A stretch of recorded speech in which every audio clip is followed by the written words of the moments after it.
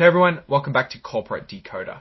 Today we are diving in Faraday Future's latest scoop, and no, it is not about their cars finally working, but about a pop star and an extremely expensive car. Are they really turning things around or just throwing a party while the ship sinks?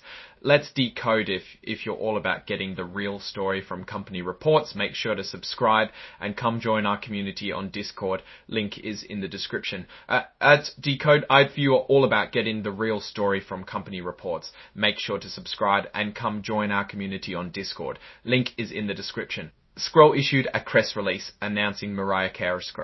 So, Faraday Future, the electric car company that's been making headlines for all sorts of reasons, just dropped a press release. And guess what? Mariah Carey is apparently going to be the next owner of their FF91 2.0 car. Yes, you heard that right. It's not about the engineering or sales, but a celebrity endorsement. This announcement is coming out as an other event report. Companies use this kind of report to tell investors about significant things that are happening that might matter to them. Something like they got a big new contract, or a key person left, or in this case, a celebrity is getting one of their cars. Companies attach exhibits to these reports.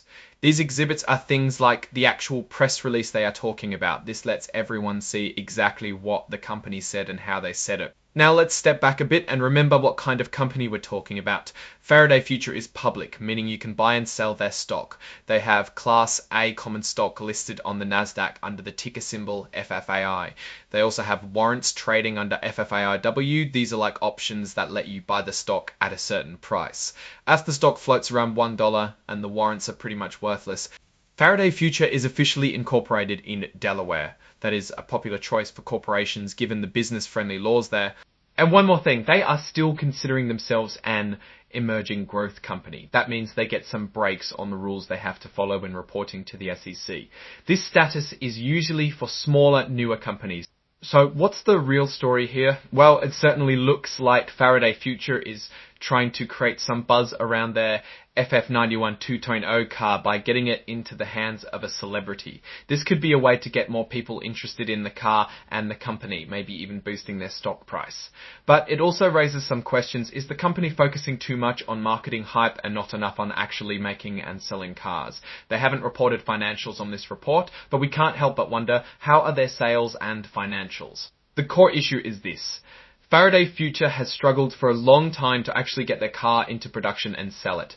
They have faced financial problems, delays, and doubts about their technology. Getting Mariah Carey to own one of their cars might get them some attention, but it won't solve the deeper problems if the car is bad, too expensive, or unreliable.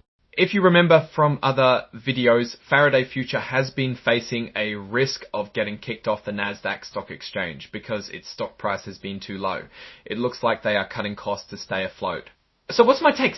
Faraday Future is in a tough spot. They need to prove they can actually build and sell cars, not just generate hype.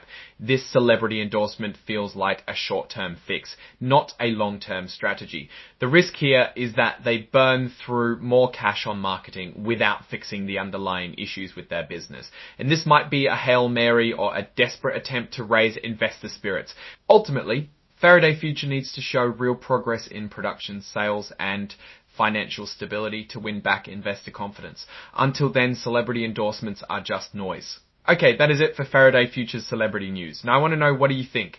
Let us know in the comments below. If you found this corporate decoder helpful, please give us a like and subscribe, and we'll keep providing these simplified deep dives. And don't forget to join the Discord channel, link in the description below. Thanks for watching.